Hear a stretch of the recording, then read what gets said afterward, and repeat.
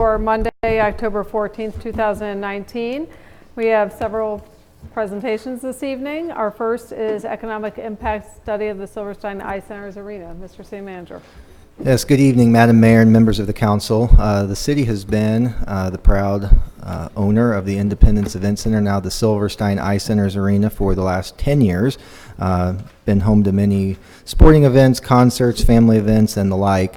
But we've really always kind of wondered, what is the true benefit of that facility to the community? So recently, the city engaged with our management partner Spectra in such a study. We utilized a firm known as HVS to conduct that study. So tonight we're going to be able to present to the council some actual data on what the impact of that facility is to our community. So I would ask Eric Erfer, our Director of Parks, Rec, and Tourism, and the Vice President of the Event Center Management Corporation, to give just a little bit of an overview and move us through this. So, Mr. Erfer.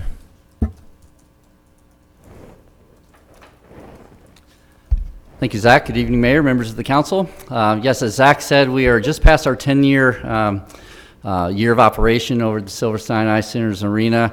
As we all know, it's successful. You go there, you see the smiling faces, you see the packed seats, so you know that we're doing good things, you know people are responding. The question was, outside of those doors there, what is that true impact? What are we really doing for the community?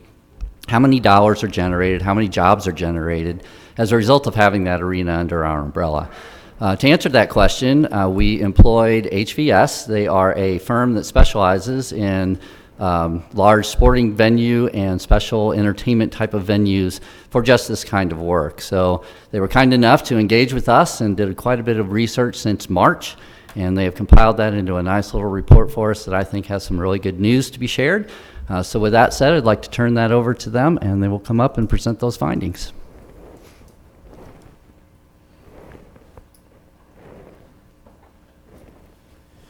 Good evening, Mayor, members of the council. Thanks for the opportunity to present today.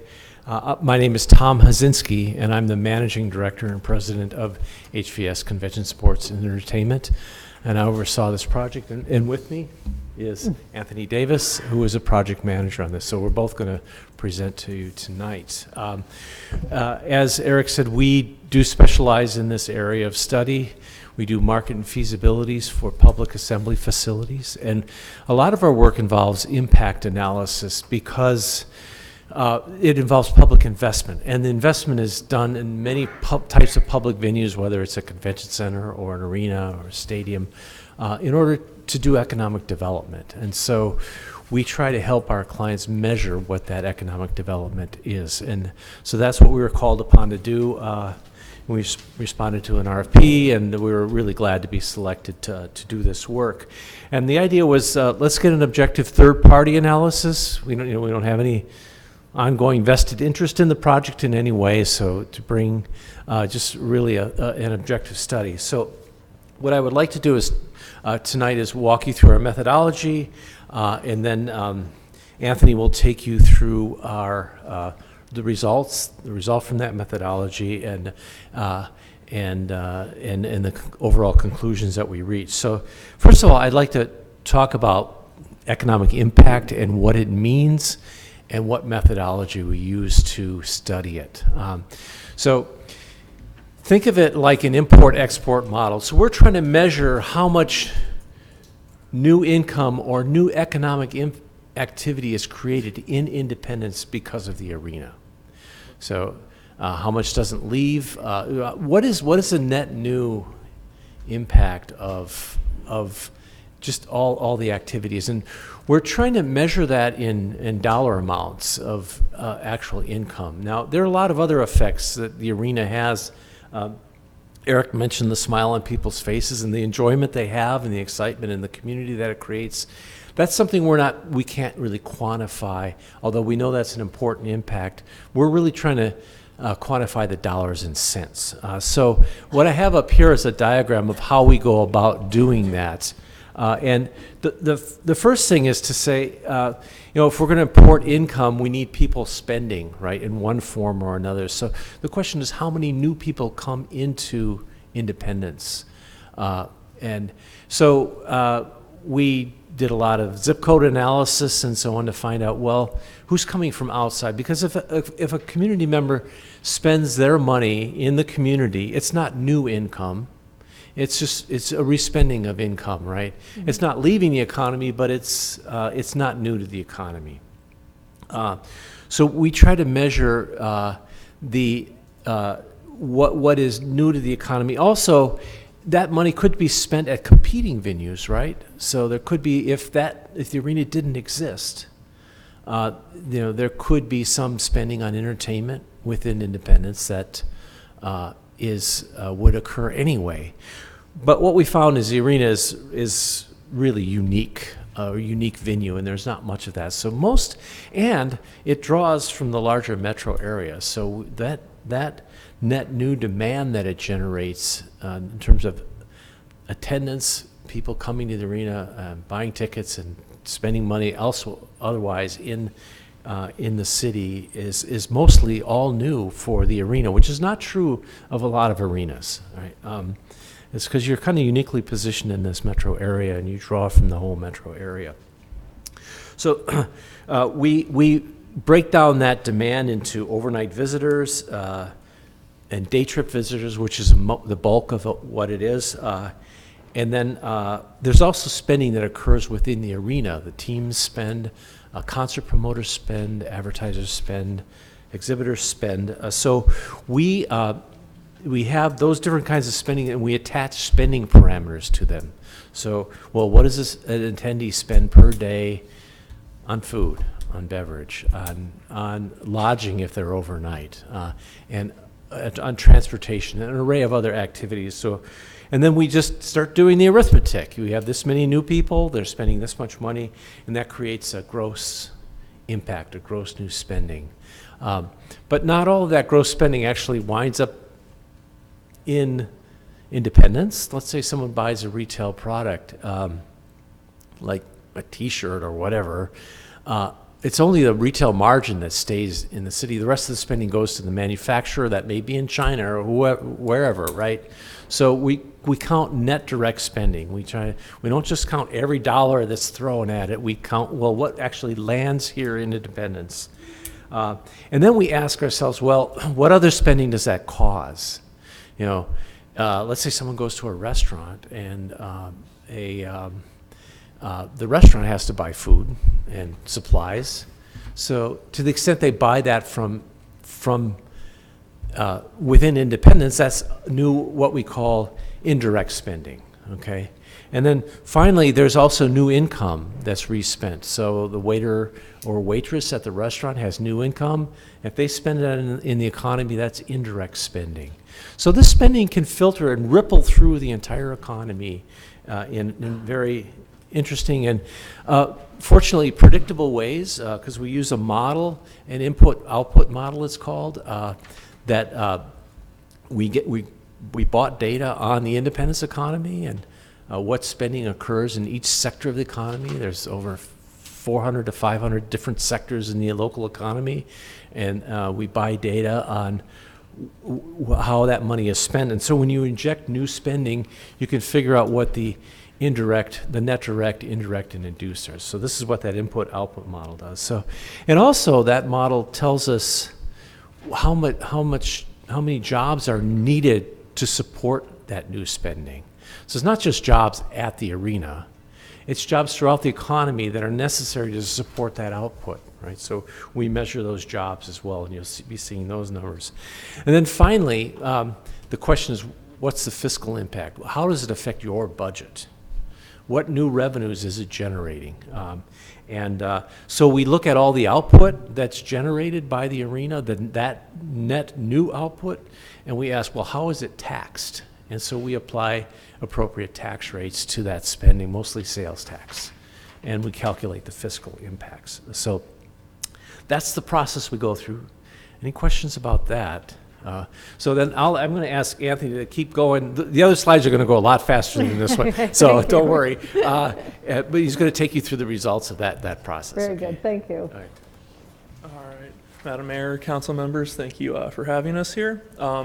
So I'm going to run through the methodology Tom just described and how we actually did it for this arena.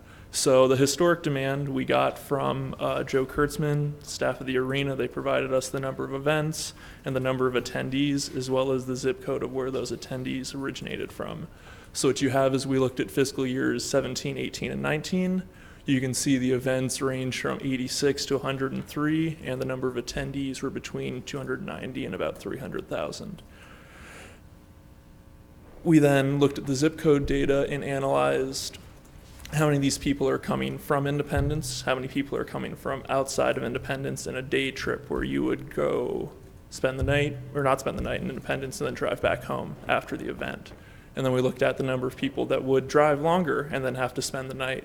And so these parameters are based off the zip code data we got.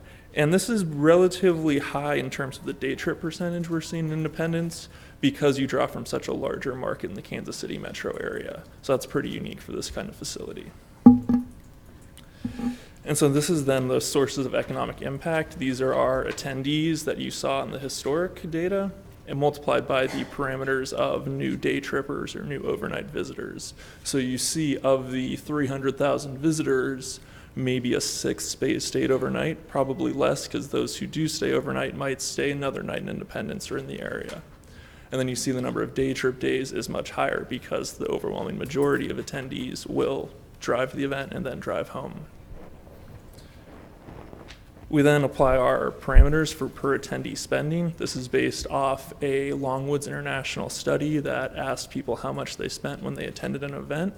We found these numbers to be reliable in all markets, but we do adjust these for the Independence market using a corporate travel index for the value of money here versus in Chicago or Los Angeles. Another thing we did with this was we took out the per capita spending we found at the arena, because we don't want to double count. If someone comes to the arena and buys a t-shirt in the arena or a hot dog, the arena gets that revenue, and we don't want to count both that on the arena revenue side and on the per person spending side. So we took that out of our per person spending. And so this is the gross direct, that number that Tom discussed. We see that varies slightly by year just based on the number of attendees and where they come from. But what we're seeing is between 19 and 18 $1 million of gross direct spending. We then put that into our input-output model, and this is the kind of economic impact we're seeing is between $28 and $30 million. That is new to Independence because of the Silverstein's Ice Centers Arena. What we then did was we got the employment impact, which is the number of jobs that spending supports. So this does not include arena staff, security, anything like that. This is the amount of jobs, full-time equivalent jobs, needed to support that spending. So if you have 5,000 more people at your restaurant, you're going to need to hire more waitresses, more cooks, more staff. And so then we applied the fiscal. We found the fiscal impacts using the sales tax rate, both in the CID and in the local tax rate, or local tax rate, yes. And we see is about a little bit over 500,000 in annual fiscal impact, or in that year, the fiscal impact. And I would assume that is pretty typical for an annual year, because what we've seen is 3 years. The numbers are all very similar. I think we can assume that annually SECA does about that. So this is a summary of it. This is our economic impact, fiscal impact, and the jobs impact. And this is a simple way of showing each year how much impact the arena had in Independence. Do you have any questions on this? Questions?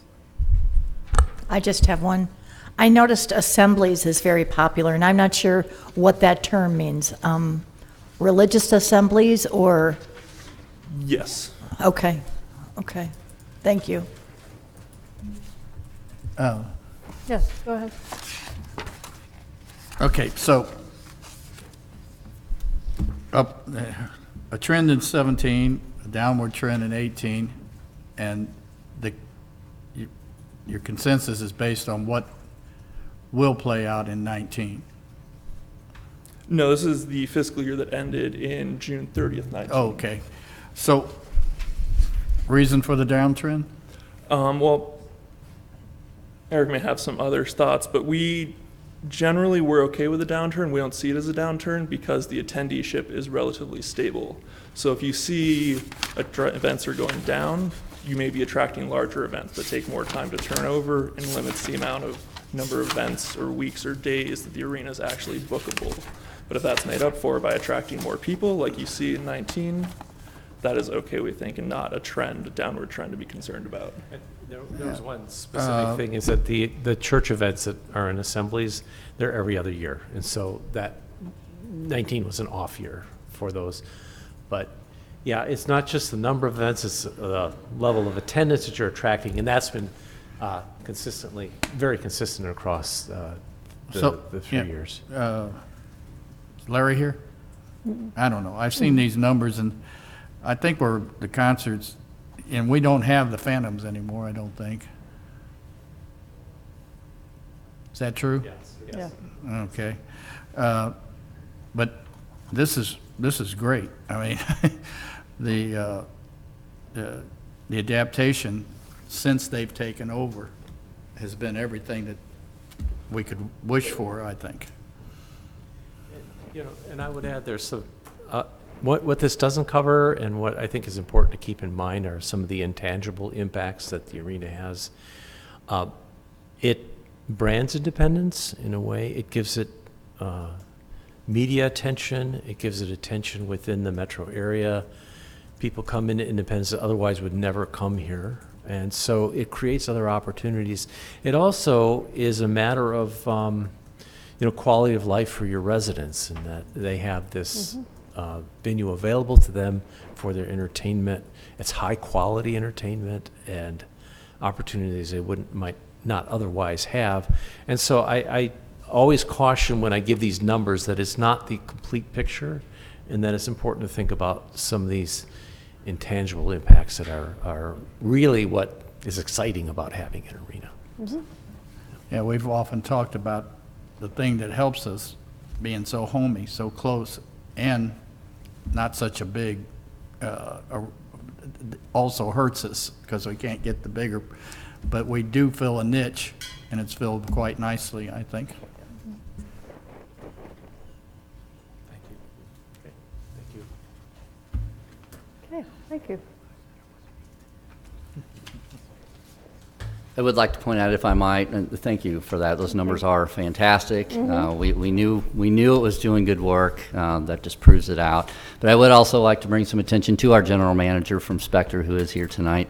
You know, all of those numbers mean that, well, they wouldn't be there if not for all the entertainment, all of the work behind the scenes that goes on to make that place hopping. And Spectre, our management partner over there, does an amazing job. Larry Hovick is our general manager there. He's here. So thank you, Larry, for all your work over there. Congratulations. Nice report. So. Nice here. Yeah. Thank you. Thank you. Eric, I do have a question. I will say, I know that we looked at this, 3-year span, because that's, the Spectra era. Can you tell us, maybe just even anecdotally, prior to 2016, let's say, how many, I mean, it seems like we're having a lot more events booked, and, the attendance is good, and it seems that we certainly have increased that. So is there any sense, I know you don't have this level of detail about what the first 7 years of operation? Yeah, it has upticked a lot. Obviously, when we first opened up, it took a little bit of time to get things going. We had a different management company in place at the time. We parted ways with that company and actually took a little short stint of trying to manage that more or less in-house. Small fish in a really big pond. We weren't real good at that, so we needed to go out and solicit a new firm to come in and do what they do best, which is Spectra. And they're literally one of the largest and best management venue companies in the world, not just in the U.S. We were at about half the amount of concerts and family entertainment prior to Spectra coming in. They quickly turned the tables around from a bottom line perspective. We were trending negative. Not in the hole at that point in time, but certainly trending downwards. They immediately turned that around. So they've done good work there from just a day-to-day management perspective, but also attracting more events into the arena. I actually challenged Larry at the beginning of the year. I said, man, I want 12 concert type of scenarios a year in there minimal. That's one a month on average. You can probably do that for us, right? Well, he's already got 14 booked this year, and he's only 3 months into the fiscal year. So they're doing an amazing job. It's all about contacts. It's all about their level of professionalism. And like I said, they're literally the best management firm for this type of venue. Great. I want to, I get calls pretty frequently from cities locally and around the country, who are investigating maybe doing a venue and, looking for, just kind of pros and cons. And I think Independence did a phenomenal job in structuring this, how this arena would be constructed and maintained. But I tell everybody, it really is the management. I mean, you really have to have outstanding management. You can have the nicest building, the best tenants, but the management is definitely the secret ingredient to having this kind of success that we've had. But I would say, we have done an outstanding job maintaining the facility, putting in the upgrades as needed. We have a great partners in the Mavericks and what they bring to the venue as well. So, it's just a great relationship all around. And, if you haven't been out there lately for a hockey game or some other kind of event, I think you'll be really impressed with the investments that have been made for this season with the amenities that we've been able to add. And it really does require that continual kind of upping the game, a little shot in the arm every couple of years to keep it fresh and modern and interesting. So thank you, Eric, very much for the time and energy that you put into it as well. And Larry, of course, who just does a phenomenal job. Thank you. Thanks. Okay, next we have the report of the Independence Park Commission. Mr. City Manager. Yes, Madam Mayor, members of the council, the semi-annual report of the Independence Parks Commission will be given by Mr. Zachary Gall.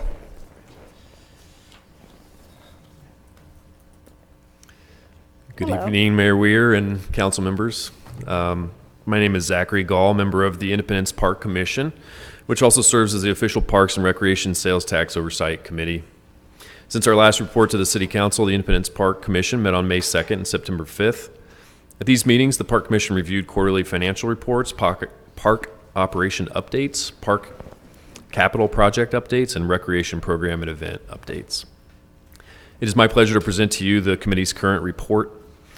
The members of the Independence Park Commission include Cliff McCormick, Gail Price, Jolie Austin, myself, Michael Steinmeier, Diane Kaiser, Sean Breimer, and Roger Hershey, ex officio member. The Independence Park Commission was established by Ordinance 14-288 in 1999, and its members are appointed by the City Council. The Commission's primary mission is to act in an advisory capacity to the City Council relating to public awareness of parks and recreation activities, facility use, operations, and maintenance, and program participation. As stipulated by ordinance, the Commission also serves as the official Parks and Recreation Sales Tax Oversight Committee, with such duties as to meet at least quarterly and report to the City Council twice per year. Our last report was given on April 8th, 2019. Review the collection and expenditure of revenue from the Parks and Recreation Sales Tax as reported by staff. Monitor the progress of improvements funded from the Parks and Recreation Sales Tax, which are detailed in the handout that you have. And I might just highlight for a moment some of the things that we've recommended and overseen as the committee. The George Owens improvements to the spillway there, which is largely completed with only minor work to be done this winter. Playground replacements at Fairmont and Glendale. The Glendale Park, I'll add, that has been a huge hit for kids in our neighborhood, and we don't even live near there, so it's been a real talk of the town, I think. The Santa Fe Tennis courts resurfacing has just made a wonderful impact. They're used widely by both the public and by our local tennis teams. Our high school teams use them very frequently. The park revitalization program is overseen by the Parks Commission as well. We actually go out into the parks and identify needs and report those directly to the Parks Department, and they respond accordingly. We consider and make recommendations regarding the annual budget of the Parks and Recreation Department, promote program participation and events to the community, and you find a list of those on page 7. Examples are the Cherry Blossom Festival, which I'm sure you're familiar with, Popsicles in the Park, and the Uptown Flea Market. We provide city staff with community feedback regarding parks and recreation activities and facilities, and actively participate in the development and periodic updating of master plan activities. It is the opinion of the members of the Independence Park Commission that the activities, initiatives, programs, and projects funded by the Parks and Recreation sales tax are in keeping with the sales tax program's intent, and the sales tax program is critical in supporting of the work of the department to enhance the quality of life in Independence. Are there any questions? Any questions or comments? Okay. Yeah. Just wanted to thank you for your service and for all the group that oversees that. So thank you very much. Thanks for the report. Our pleasure. Very good. Thank you. Thank you, Zach. Yeah, go ahead. Yeah. You didn't have any trouble getting a picture of people on them pickleball courts? No, not at all. I pushed on that for how long? It's been a Incredibly great popular. success. People have come to me. Of course, they want restrooms out there. Then they wanted a place to put their paddles, you know. Next, we'll have to play the game for them. Yeah. Thank you. Thanks, Zach. Thank you. Appreciate it. Okay, next, 2019 Enchanted Forest at Georgia Nature Park. Mr. City Manager. Yes, Madam Mayor, members of the council, just heard a presentation on one of the facilities that benefits from the tax, the George Owens Nature Center. Great event out there every year is the Enchanted Forest. So tonight we have an update on that as that's coming up from John Eppert et al. Yes. The passing of the baton. Thank you, Mayor and council members. You know why I'm here. Yeah. You know, I do have to stop and say, Zach, you did a great job. Okay, I want you to know.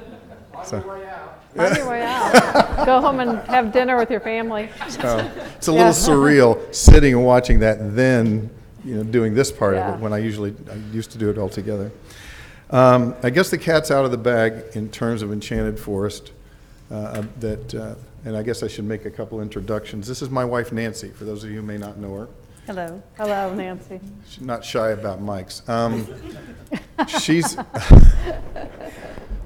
She's been the artistic director of Enchanted Forest for 23 years. The event has started 28 years ago. She started with it 25 years ago. She became the artistic director. And so everything that the people see out there, the costumes, the skits, she writes the scripts and the little vignettes. She and her crew decide about the costumes. They decide about the way the set pieces look. And really, the largest part of the success of the activity goes to she and the actors and the staff, because they're the ones that the people see and remember. Okay, I've been the one coming here.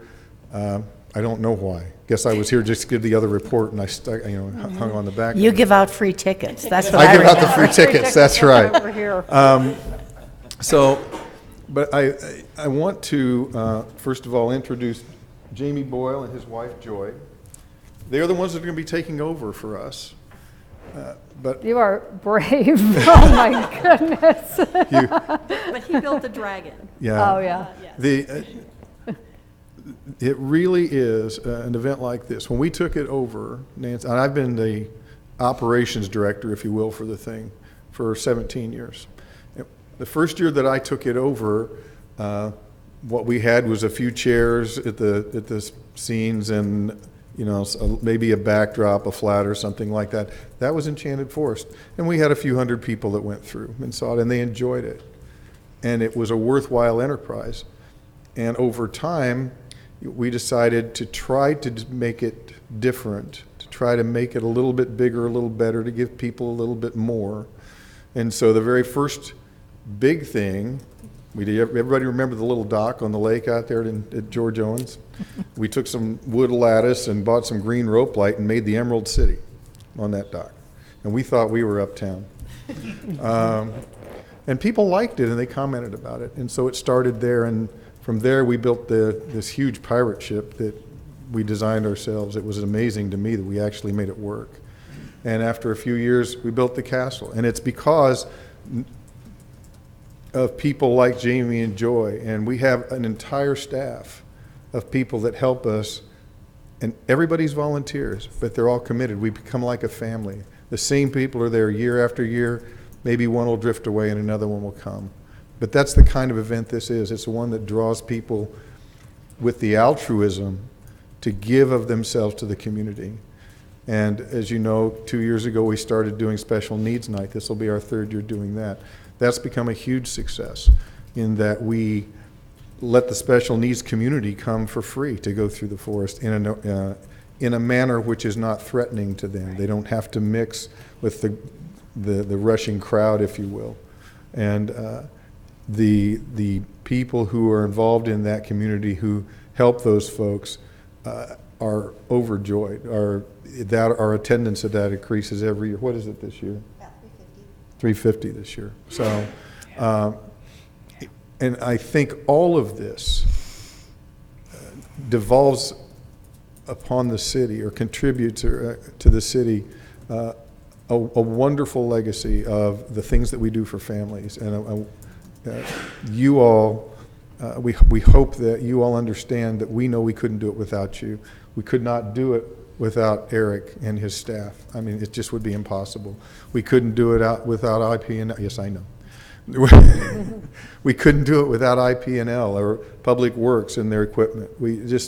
And without your support, because without your support, I mean, everything falls through. So I can't tell you how grateful Nancy and I are for all of the support that you've given Enchanted Forest over the years. And what we want is for you to transmit that support now to Jamie and Joy. Go ahead and give them their tickets. They're waiting. Give those to Zach so he can pass them. Yeah, those all go to Zach. So Here, you bring them up. this is James. Okay, James is our trainee. Hey, James, So He's in training. he's in He training. whatever you want to do. So Yeah, yes, but he needs to be in Thank you so training. much. just It's good. Thanks, buddy. Yeah, thanks. James is a little No, shy. He's shy. James is a little shy. But The dentist is giving out candy. just a little background. Joy is an actress and director. She's very seasoned. She also works as an first-person interpreter at the Vale for the Living History program during the summer. So if you go over there, you'll see her. Jamie is the guy that builds everything. I mean, Nancy literally, we built the castle. He was there helping us build the castle. She said the words, I'd like to have a fire-breathing dragon. But I don't think it's possible. Right. And that's all it took. This guy went out and he built that dragon. If you've seen the Halloween parade, you've been out to the park, it's a phenomenal thing. And he's built all sorts of things for us. But these two folks have the mix of skills and talents, both artistically, organizationally, and managerially, to do the job. And so we really sort of handpicked them. But, and unless you guys have anything you want to say? I thought I'd let you follow that. Yeah, Nancy? yeah. All right. Just really quickly, though. No, but. See, I'm trying to be humble here. Yeah. This has been, like what John just said. Don't very cry. Why? Why stop now? Very bittersweet, because it's like anything else that we do it because we love it. My favorite part of the entire thing, the blood, sweat, and tears, or whatever we go into it, is literally just standing out there in the nature park and listening to the families just laughing and enjoying and playing together. That to me has been the the essence of, I think, the things that we are trying to do in our city of Independence, Missouri. Thank you to all of you. Thank you all. Thank you so much for all of your years, and I know you are a phone call away. And Joy and Jamie and James, thank you for picking this up and continuing this great tradition for our city. You can 100% depend upon us for all the support that Nancy and John have enjoyed all these years as well. And, you know, we just want to help you any way we can to keep this great event happening for many more years. So thank you. Thank you all. Yes, go ahead. We'll do a round of applause. And then we'll have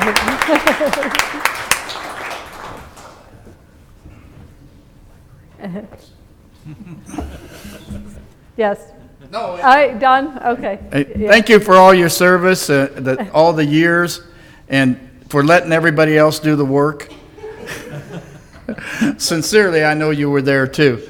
Anyway, the only person that had it easy up here was us, because it's such a thrill to do it for you, anything that we can. Thank you. Thanks. Next is the semi-annual report from the Independence Tourism Commission. Mr. City Manager. Yes, Madam Mayor, this presentation will be given by Mr. Sam Richey.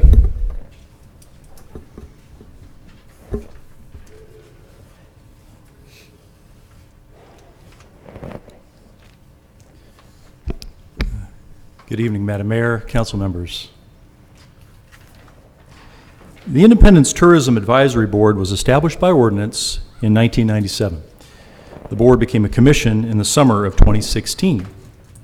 The commission's primary mission is to serve as an advocate for the tourism industry in Independence, provide avenues for tourism attractions and sites to communicate, form partnerships, and recommend policies and programs that will benefit tourism in Independence. The commission also serves as the Transient Guest Sales Tax Oversight Committee. It is the opinion of the members of the Independence Tourism Commission that the activities, initiatives, and projects funded by the Transient Guest Sales Tax are in keeping with the sales tax program's intent, and that the sales tax program is critical in supporting the work of the department to preserve our city-owned historic sites and attract visitors to our community. Bit of an overview. The original transient guest tax was approved in 1970. Voters at that time approved a 4% gross receipt tax for hotel stays. The tax was increased to 5% in 1979 and later increased to 6.5%, its current level, by voter approval in 2002. The tax remains at that rate and is expected to generate approximately $1.9 million for tourism promotion and tourism-related activities. The Tourism Commission is currently comprised of 9 voting members, all appointed by the City Council. Current members of the Tourism Commission include Chairperson Jim Allen, the Vice Chair, myself, Secretary Chris Zur, Jody Krantz, Cindy McLean, John Thornton, Jennifer Vitella, Michelle Shanahan DeMoss, and Russ Cannon. Under the Parks, Recreation, and Tourism Department, operational support and resources are shared by each division. Funding is not. The transient guest tax is solely dedicated to supporting the promotion, operation, and development of tourism and can only be used for this purpose. The Tourism Commission continues to serve as the Transient Guest Tax Oversight Committee and is responsible for submitting a committee report biannually to City Council, as I'm doing this evening. In terms of marketing and promotions, in conjunction with our marketing contractor, the department has put a lot of effort into positioning the city to increase the overall awareness of what Independence has to offer in a more targeted and effective manner. An example is the large PR event we hosted, the so-called Influencer Weekend, that was centered around the birthday of President Harry S. Truman in May. terms of social media activity, the marketing and promotions efforts over the past 6 months have already begun to pay dividends as the amount of social media activity is on the rise, as you'll see in the reports in front of you. So statistics in terms of Facebook, Twitter, and Instagram. Tourism sales and services. The sales and services team continues to attract events and activities to Independence. And I'd like to highlight one particularly that's coming in July of next year, July of 2020. The sales and services team began work with the American Solar Challenge in advance of their 2020 event. The American Solar Challenge is a multi-day, 1,500, 2,000-mile cross-country endurance rally across North America. The event is typically held every other year during the summer and is open to collegiate level solar car teams from countries all over the world. The American Solar Challenge is being coordinated in partnership with the National Park Service, and the 2020 route will follow the Oregon Trail from Independence to Idaho. The event will bring over 40 teams, that's 400 people, 24 colleges from across the world to Independence in July of next year. In terms of facility and historic site operations, normal operations continued in the Independence Welcome Center at the Independence Chamber and city-owned historic sites. With the help of our volunteers, we helped welcome 22,000 visitors in the past 6 months, and friends groups continue to assist us in making revisions to organizational agreements to ensure efficiency and compliance with current and future practices at each location. The National Frontier Trails Museum operations have continued to improve. Over the past spring and summer, the museum continued to welcome hundreds of visitors from throughout the world, and we're happy with the Pioneer Spring Cabin planning, which will bring authenticity to its actual time period by relocating it. The Santa Fe Trail exhibit will be opening in 2020, opening in 2021, which will be in conjunction with the Missouri Bicentennial. That's a Santa Fe Trail exhibit that will be opening at the museum. In terms of historic programs, I'll very briefly say that we offer a variety of programming at the historic sites. For example, we've attracted positive attention on the paranormal tours, as well as the program Haunted Towns, which on the Travel Channel broadcast a program from Independence last June. The events at the Vail and the Bingham later this month are sold out, by the way, as you probably know. In terms of site maintenance, the tourism-funded maintenance crew continues to make small repairs to the facilities and care for the historic site grounds. The budget currently covers maintenance and basic repair needs. However, as previously reported to the Council, the completed conditions assessment note millions of dollars of deferred maintenance and significant capital funding shortages. While the efforts in maintenance and preservation staff can keep the sites open, larger repairs and capital improvements will continue to be deferred without more structured, dedicated funding sources. So in closing, I want to reiterate it's the opinion of the Tourism Commission that the activities, initiatives, and projects supported by the transient guest tax are in keeping with the program's intents, and that the work of the Parks, Recreation, and Tourism Department continues to preserve our city-owned historic sites and attract visitors. The members of the Independence Tourism Commission, on behalf of the residents of Independence and the many visitors to our town, express our gratitude and appreciation to the Mayor and City Council for their continued interest in and support of providing the best possible historic sites, attractions, and programs for the people of Independence and visitors to enjoy. So if you have any questions, I'd be happy to help you with that. Thank you very much, Sam. Other questions? Yes. I just have one. Do we still have anything at the historic courthouse, or has all the tourism facilities moved over to the Chamber of Commerce building? Do you happen to know? I just don't know if we have fully emigrated from the building. Mr. City Manager? Yes, I'm going to ask Eric Urfer to just give you a quick briefing on that. He was going to sit down, but Yeah, sorry, Sam. yeah. Thanks, Sam.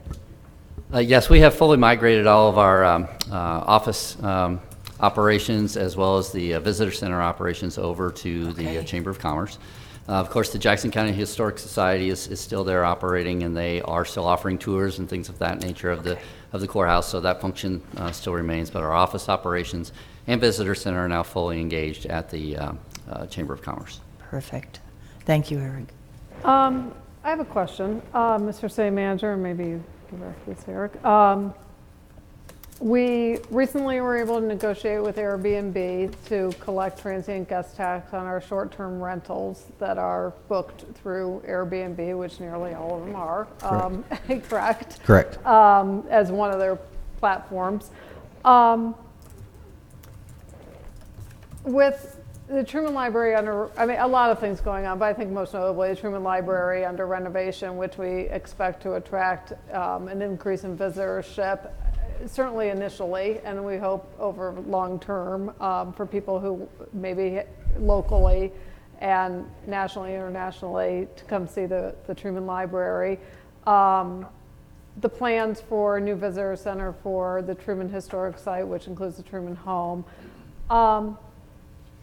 I'm curious if we've done it, if we had more places for people to stay, would we see more tourism activity, the transient guest tax collection? I mean, are we to a point where people are staying elsewhere because they aren't finding enough hotel or lodging locations in Independence, or they're not finding the types of lodging locations that they desire in Independence?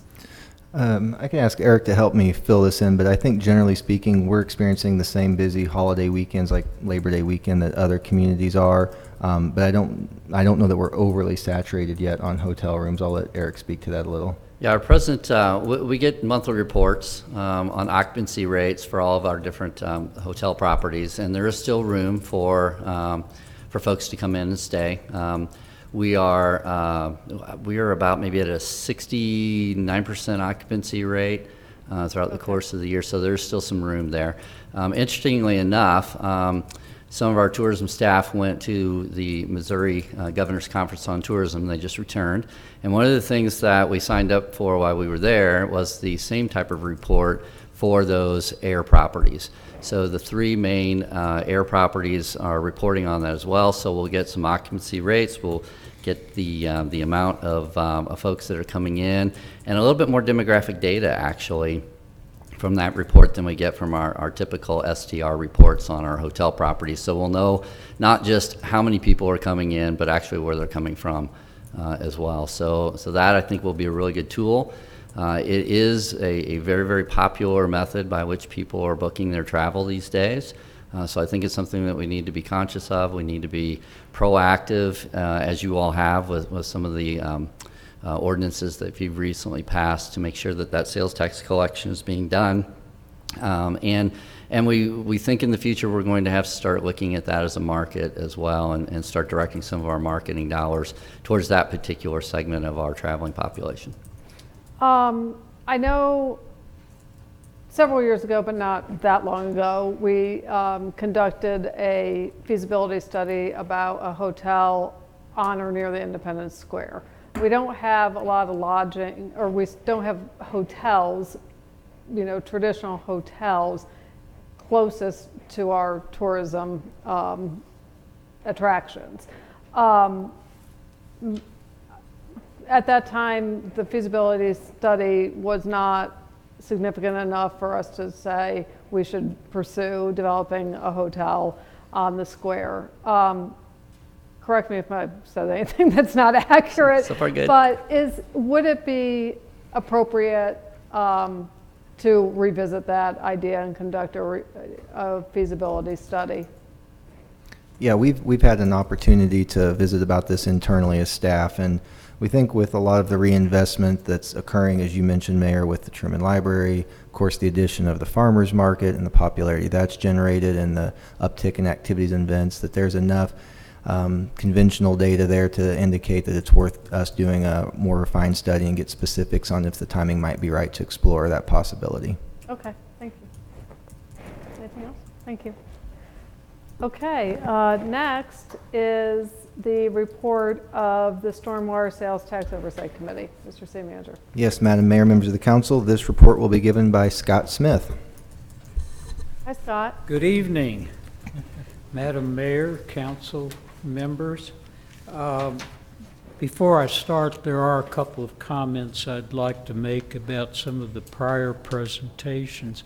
Number one, the Enchanted Forest is a great family activity. We took my great-grandson last year, and he had a blast. And if I looked it up, and if you'd like to see pictures, I have a bunch. The second thing is that, unfortunately, the stormwater system here in Independence does not attract any tourism. No. We The have water never does. found anybody who's come here just to look at our storm sewer system. As you all know, I'm the chairman of the Stormwater Sales Tax Oversight Committee, and since our last report to the council in April, we have met twice on July 17th and September 25th, and during the period of those meetings, we did review the quarterly and year-end financials, the operations and maintenance reports, and the capital project updates, and I'm pleased to provide an update to those to you this evening. The members of the committee are myself, Les Boatwright, Chris Heitzman, Tom McDonald, Ali Zarur. There are currently 2 vacancies on our Oversight Committee, and it would be helpful to us if those 2 positions could be filled by the respective council members. As you know, the stormwater sales tax was originally passed in the year 2000 with 3 major objectives: preserving our natural systems, maintaining the existing built systems, and building new systems. Since that time, more than $40 million has been spent on capital improvement projects. In fiscal year 18-19, the Stormwater Fund showed revenues of $4.3 million. Since our last report in April, the drum to crane drainage improvements and the Nolan Road culvert repair projects have been completed. As you'll recall, the Nolan Road project was an emergency project, as it was as the problems with that were compromising the safety and structural stability of Nolan Road. Projects currently under construction include the Rock Creek Watershed Neighborhood Improvement Project and the 16th and Scott Drainage Improvement Project. Fiscal year 2018-19 also saw the first use of 2 new trenchless technologies for storm water repairs, and details of those particular projects are shown in the slide program, which have been presented to you in your packets. The tax is currently funding 8 projects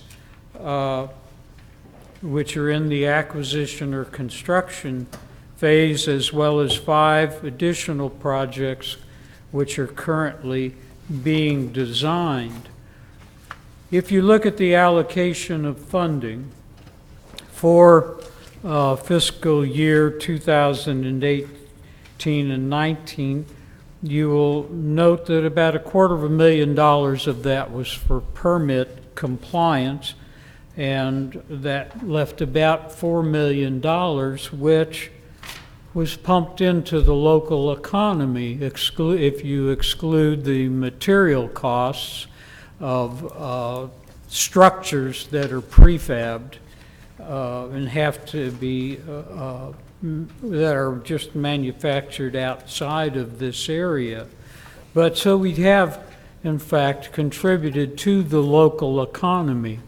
In terms of what the expenditure was on things like repairs and cleaning, if you notice those statistics, you'll note that so far as repairs are concerned, that the amounts of time spent for that has been reduced. However, the time spent and allocated to cleaning was greatly increased.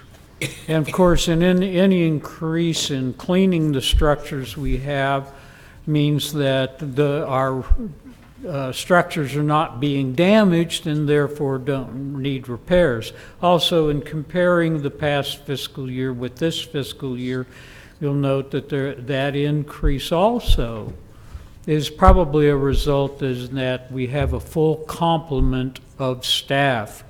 For a long time, we were operating at a reduced staff level, mostly because better jobs are available within the City of Independence, and those individuals tend to seek out those jobs.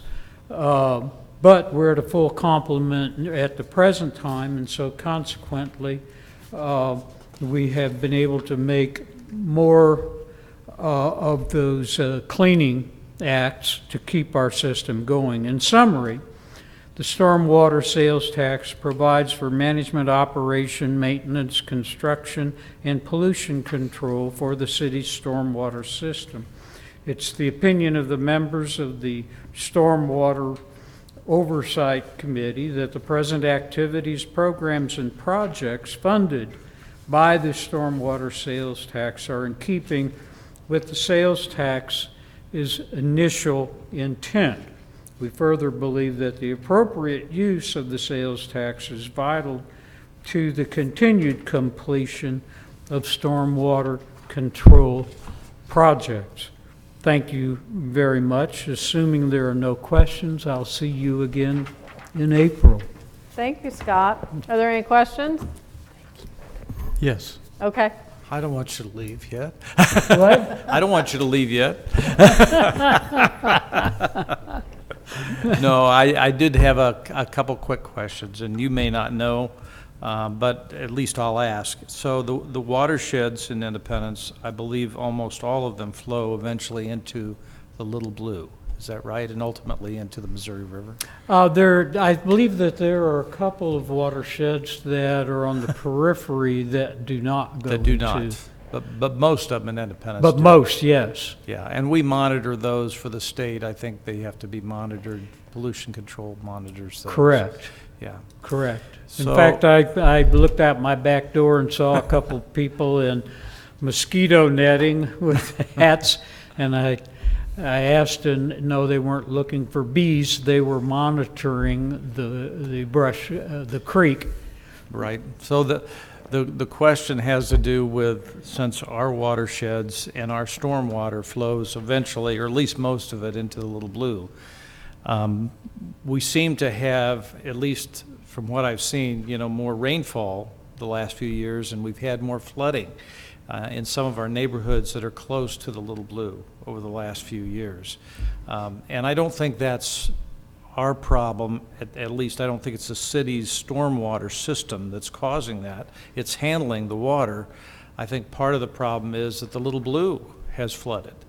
And the Little Blue is obviously not maintained by us, but it is the recipient of all this water. So my question has to do with the Little Blue and what we might want to do to influence the county, I guess it's the county, that maintains the Little Blue drainage system, which eventually carries it to the Missouri River. I've never seen it dredged, and obviously when it was initially redone, it was a lot deeper than it is now. I happened to be just a few weeks ago on the Erie Canal because I was at a meeting up in Rochester, New York.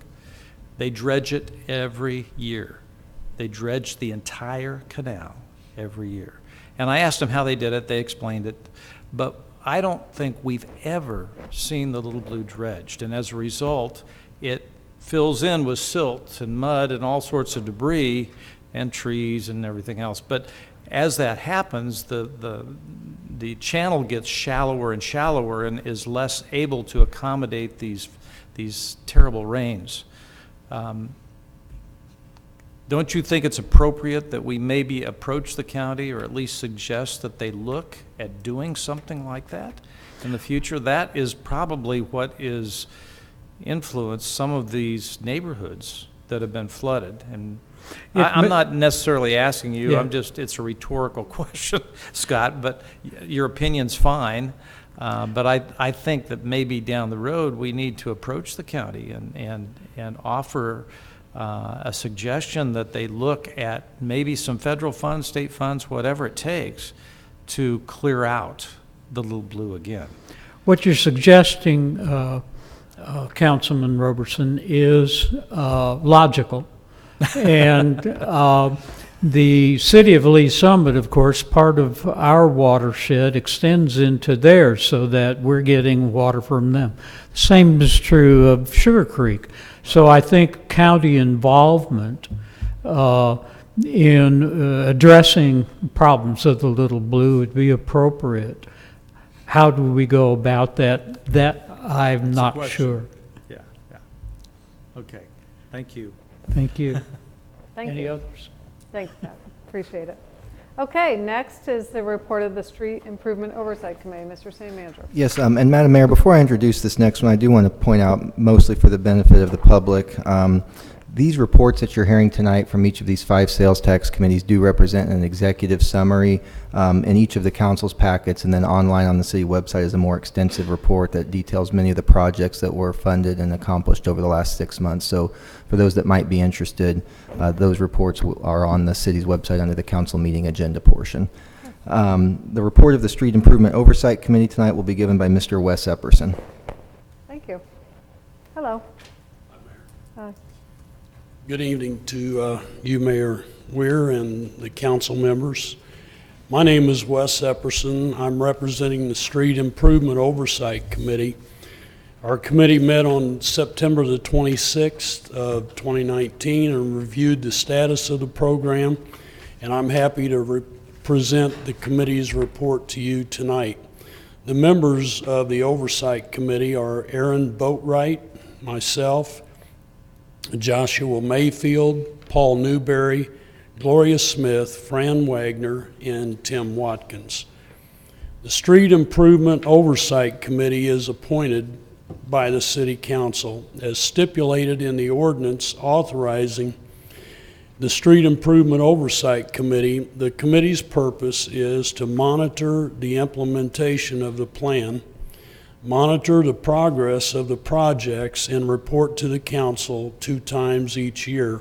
Our last report was given on April the 8th of 2019. The street sales tax program has been evaluated. An 11-year program started in 2009 and it has been completed. A work program was implemented in order to complete the projects promised. Program finances are being appropriately monitored.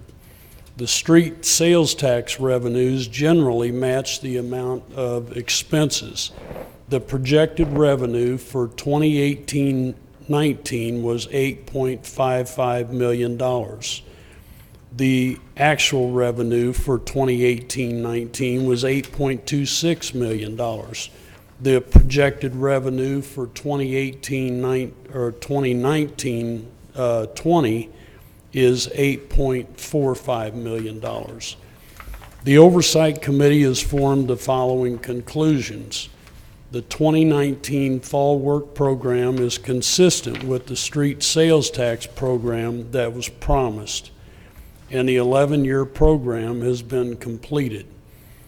This report is the last for the current street sales tax program, which began in 2009, and the street sales tax was renewed in 2017 and begins in January 2020.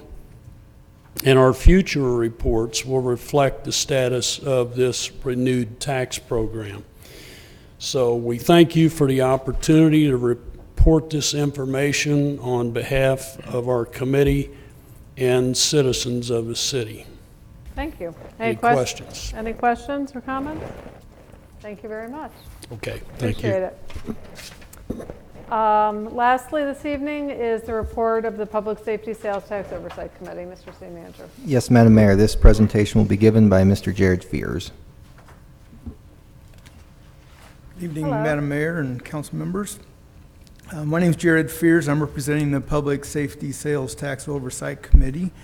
My hope is that my report will be at least as exciting as my good friend Scott Smith's Stormwater, but probably not as exciting as Enchanted Forest. So, That's tough to beat. Committee met on October 2nd, just a couple weeks ago, to receive the status reports from both the Independence Fire Department and Independence Police Department in respect to their use of the public safety sales tax revenues. I'm happy to present the committee's report to you tonight. The members of the Oversight Committee are myself, Chris Harris, Don DeBoard, Josh Mayfield, Jared Edwards, and Tom Garland. The fire protection sales tax is limited in use for the following in the Independence Fire Department: purchase, construction, repair, and maintenance of facilities and equipment, as well as training. And the capital improvement sales tax was approved for use by the Independence Police Department for purchase, construction, repair, maintenance, and reconstruction of facilities, as well as equipment related to public safety. The Public Safety Sales Tax Oversight Committee is appointed by the City Council and per ordinance is charged with the following purpose: to monitor the implementation of the tax, to monitor the expenditures of the public safety sales taxes, and making a formal report to the City Council twice a year. And our last report was given on April 8th of this year. The fire protection sales tax has been evaluated. Total revenues for fire tax in fiscal year 2018-19 was $2,140,580. Revenue collected so far in this fiscal year is $304,749.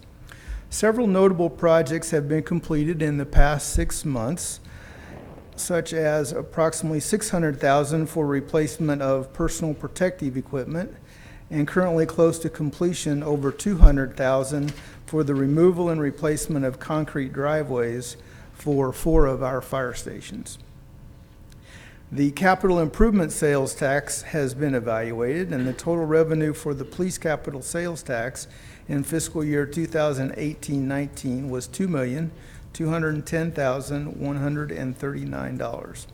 Revenue collected so far in this fiscal year is $368,453. In the past 6 months, some of the larger uses of the tax include approximately $350,000 for the replacement of 79 aging portable radios and over $382,000 for vehicle equipment changeovers and maintenance. The Oversight Committee has formed the following conclusions. The fire protection sales tax and capital improvement sales tax are being managed appropriately and are being used in accordance with authorizing ordinances. And I'll try to answer any questions. I haven't been on this committee very long, but I'd be happy to try. Thanks very much, Jared. Other comments or questions? Okay, thank you very much. I know it's easy. I want to thank all of our volunteers who serve on these boards and commissions. It's very important work. I also want to acknowledge the voters of the City of Independence who approved these taxes that allow us to be able to have these funds to do these projects. You can tell what an impact they make on our city and our quality of life. Mr. City Manager, do you have anything else this evening? I have nothing. We're adjourned. What I did was